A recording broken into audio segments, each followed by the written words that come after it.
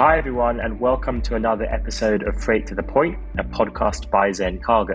I'm Alex Hersham, and today I'm joined by one of Zen Cargo's customers, Charlotte Pumford, who's the head of regenerative impact at Vivobarefoot.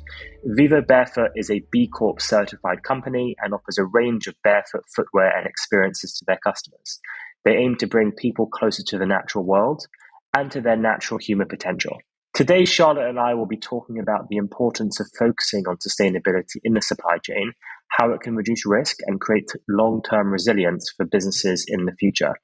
Charlotte, welcome. So glad to have you. Thank you very much, Alex. Thanks for having me, and lovely to speak with you today. Great. Let's dive right in. What does it mean to start a sustainable business? Oh, that's a big question. I think for Vivo, I'd probably use that as my first kind of counterpoint. So Vivobarefoot started and celebrated its 10th year anniversary last year.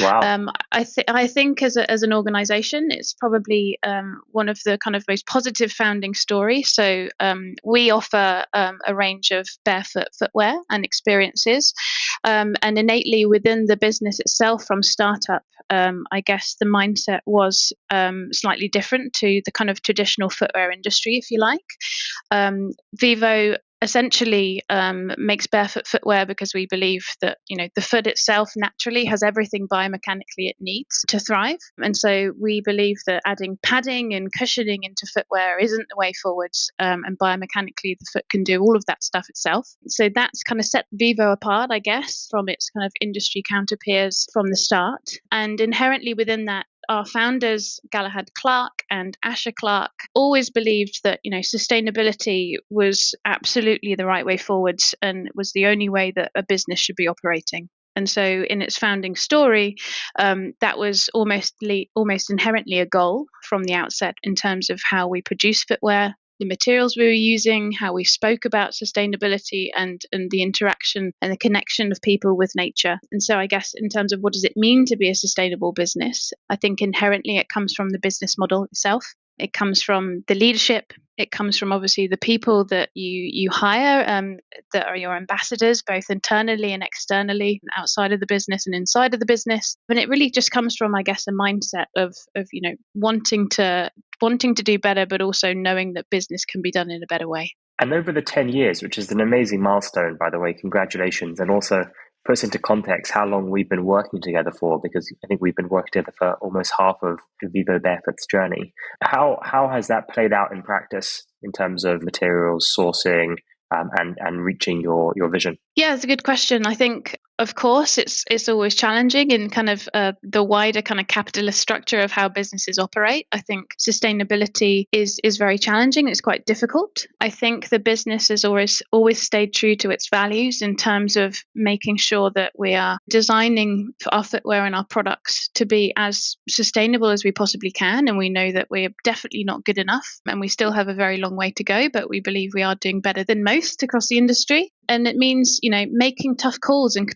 tough decisions. So, trying to limit and eliminate air freight as much as we possibly can in terms of distribution. It means making tough calls on materials, and making sure that the decisions that we make actually are that, sometimes sustainable materials are more expensive than their traditional counterparts. And so that means that, the business makes a decision from a commercial standpoint, but it decides to, sustainability is put first in that instance.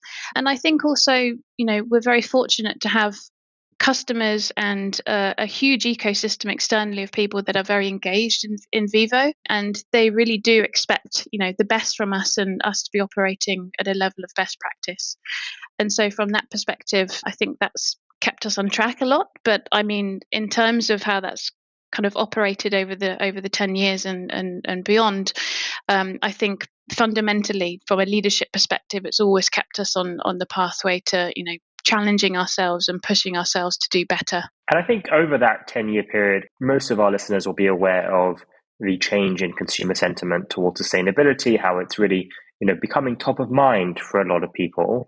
But then you also have, to your point, the question of price and competition factors, obviously now entering an environment where cost of living is under pressure. How has sentiment evolved? How has competition evolved? How has the discourse changed since your founding?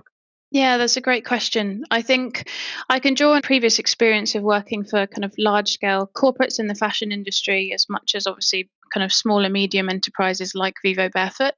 I think we have started to see quite a large scale shift in people wanting more sustainable products and wanting to know more information about where their products are coming from, what materials they're using, and asking more questions of brands and organizations. I do feel that there is still a huge amount of awareness and behavioral change that's required for the industry and our wider organization and community as a whole, in terms of people understanding kind of purchasing habits and understanding kind of the impacts that products do make and do continue to have. I don't think anyone is truly sustainable, and so making sure that you're able to move forwards and kind of understand and bring people along on the journey, I think, is super important. I think, as I mentioned, we're very fortunate at Vivo Barefoot to have kind of highly informed customers who are asking challenging questions of us and are asking and pushing us to do better. I'd say, back to the kind of initial point, the industry as a whole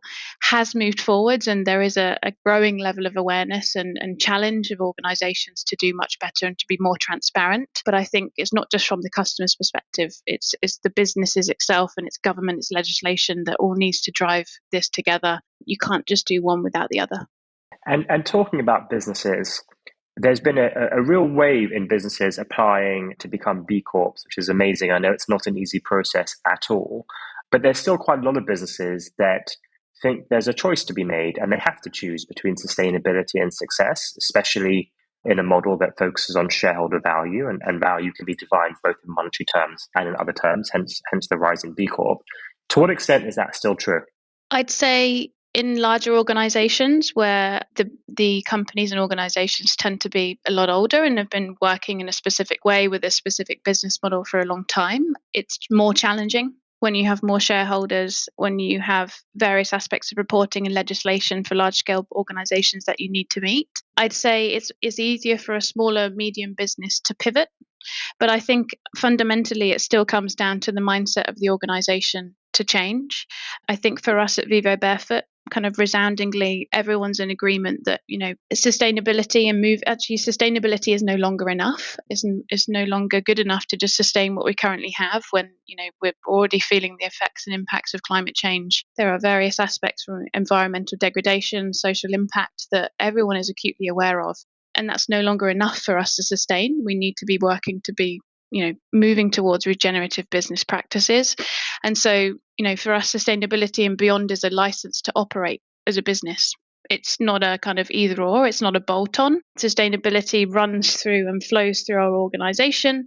And we feel kind of that the cornerstone of that was becoming a B Corp in 2020. It was our first certification. We are due to do our recertification this year, which we're excited about. And for us, B Corp is kind of a holistic framework which allows us to look at sustainability, look at how we're operating, and it gives us a roadmap to continuously improve. And so it really aligned to our values. It really gave us a pathway, and it's only kind of the foundation of where we want to get to in terms of becoming a regenerative business.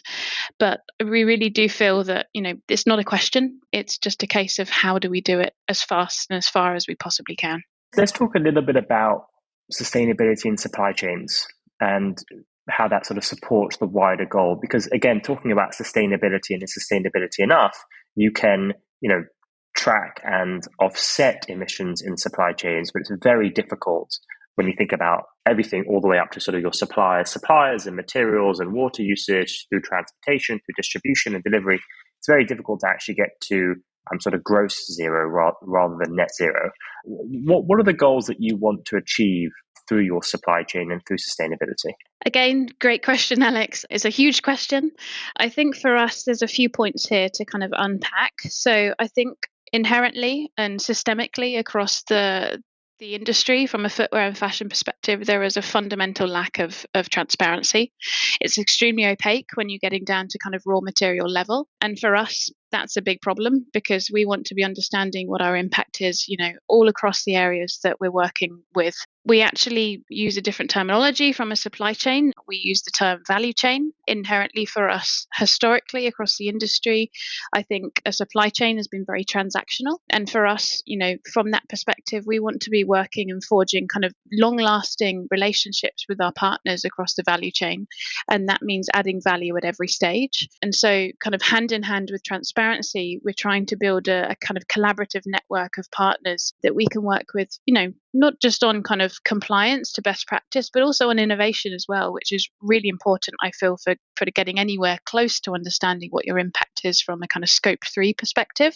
For us, I think, transparency forms goal number one in terms of getting as much kind of transparency as possible. I mean, we've set a pretty lofty goal of radical transparency, and we're due to launch our value chain map, which lists as much transparency as we have of the value chain at the moment on our website in March, which we're really excited about. And hand in hand with that, starts to publish some of the environmental impact data that we've collected so far in collaboration with our partners. I think we have this huge strategy for Vivobarefoot, which is moving beyond sustainability towards true regenerative impact, and that does go beyond net positive. But we know we're nowhere near good enough right now. But getting there is still the ultimate ambition, because truly, sustainability is no longer enough. It's no longer enough to kind of sustain the environmental degradation and the climate change impacts that we're currently already experiencing.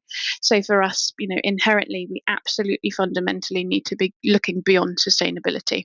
So I'd say my second point there in a long-winded answer is that data collection and really understanding your impact is fundamental to being able to action change, and working with partners like yourself and like our manufacturing and material partners is critical to doing that. And I guess thirdly, kind of our largest ambition as well when we're talking about impact and collaboration is to pre-competitively be collaborating with other organizations and brands that we're working with, that are working with the same manufacturing partners as us. It's really important. We're not doing this alone. Everyone's using the same manufacturing partners, everyone's using the same materials, and it's time for us to start really kind of working more collaboratively together and in a transparent way. So I'd say those are our kind of top three areas. We're still very much at the beginning of our journey of collecting information to understand what our impact is, and some of the work that we've been doing with yourselves in terms of collecting kind of more primary data from what our impact actually is only helping to kind of solidify and formulate where we want to go with creating roadmaps to reducing our impact, as far and as fast as we possibly can.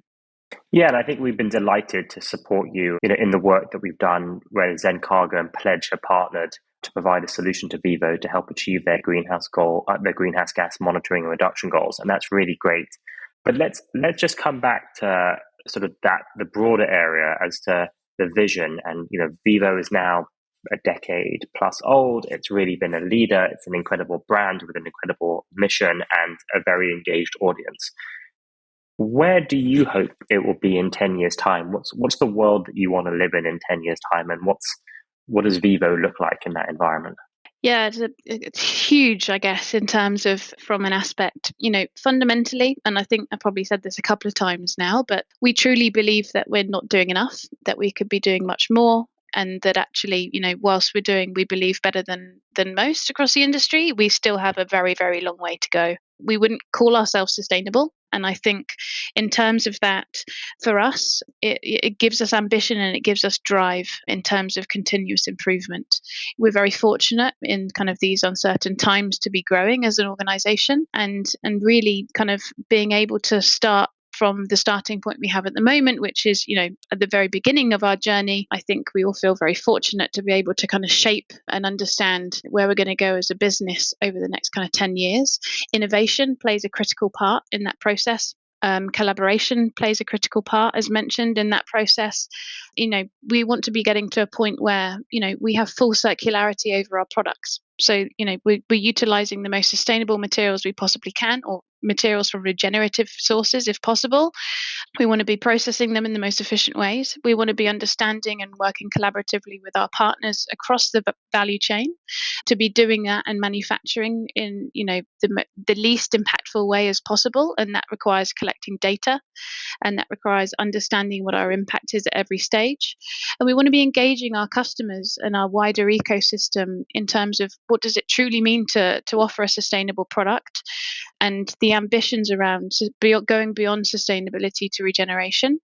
And we want to be then collecting that product back at the end of its life and engaging the customers in that process, recycling it. So we're working on an infrastructure for full recycling for our footwear, which we hope to have some exciting news on very soon.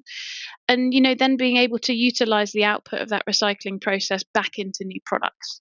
For us, nothing is sustainable unless we can enact true circularity. But that's just the products. We have big visions. We have a platform called ℎ𝑒alth, and Vivobarefoot very much is a natural health brand as much as it is a footwear brand.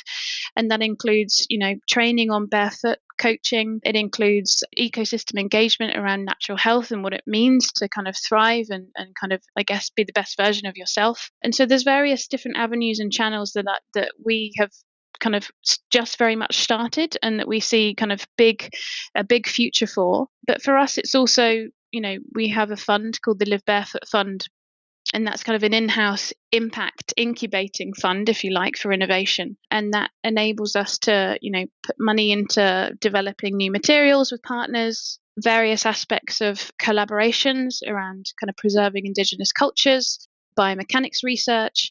And so being able to amplify a lot of that work as well, I think is a huge priority for us in terms of it's not just us as a small brand, it's the collaboration piece, it's the transparency piece and the honesty piece, but it's also around the innovation aspects and how we can start to amplify the message and bring more people along in our wider community. I've got to say, I'm so energized listening to you because it's so clear that the vision and the sort of why behind Vivobarefoot really runs through the DNA of the business.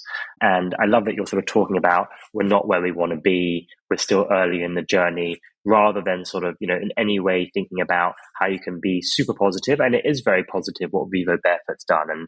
And everything that you're talking about really does bring me back to what I said earlier, where I said that, Vivobarefoot aims to bring people closer to the natural world and to their natural human potential. And everything you're saying does that. But it's also so energizing to hear from you how you're still early in the journey and how much there is that can still be done and that has to be done over the next 10 years. So to round it off, give our audience the 3 points on why businesses need to become sustainable in order to operate. So I guess very much rounding up what I've spoken about throughout our time this morning, but the first one is, sustainability and moving beyond that really is a license to operate into the future. It's not a bolt-on, it's not an addition to the existing business model, it's a fundamental change to your business model to make sure that it inherently runs through all aspects of your organization. As I mentioned, we're already seeing the impacts of climate change. We're already witnessing the impacts of environmental degradation and issues around kind of social aspects around human rights and modern slavery, etc. And for us, it really does fundamentally need to be a part of the leadership and the business model that you enact as an organization.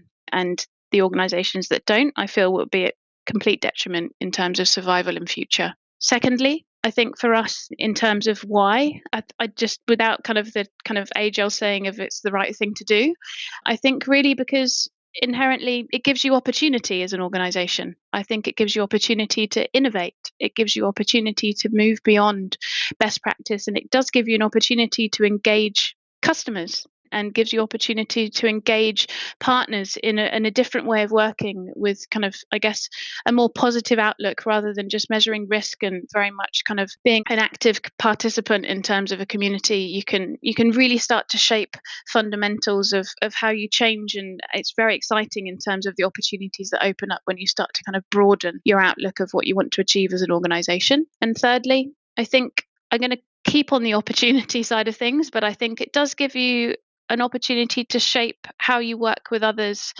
in a way which has been historically very different. So the final point really for me is that we really do desperately need to be working more collaboratively together with other organizations that I guess historically we would have deemed our competitors. And for me, that's kind of absolutely resounding in that we can't do this alone. No one can do it alone. It's a global challenge that needs a global response.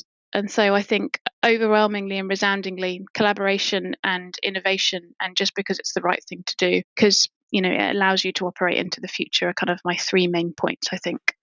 Thank you, Charlotte. I've really enjoyed this. It's been an informative, but also an inspiring session, and it's making me think about how we, as a business at 𝑧encargo, can also do more and think more forward and collaborate more. Thank you to everyone for joining us for another episode of Freight to the Point. Don't forget to like and subscribe to our series on Spotify, Apple Podcasts, Google Podcasts. If you enjoy this episode, feel free to follow Charlotte on LinkedIn as well if you want to hear more about the journey that Vivobarefoot and Charlotte are taking and the transformation that they're making to the industry. And if you have any questions, please do feel free to reach out to either of us on LinkedIn. We'd absolutely love to hear from you, and thank you all very much.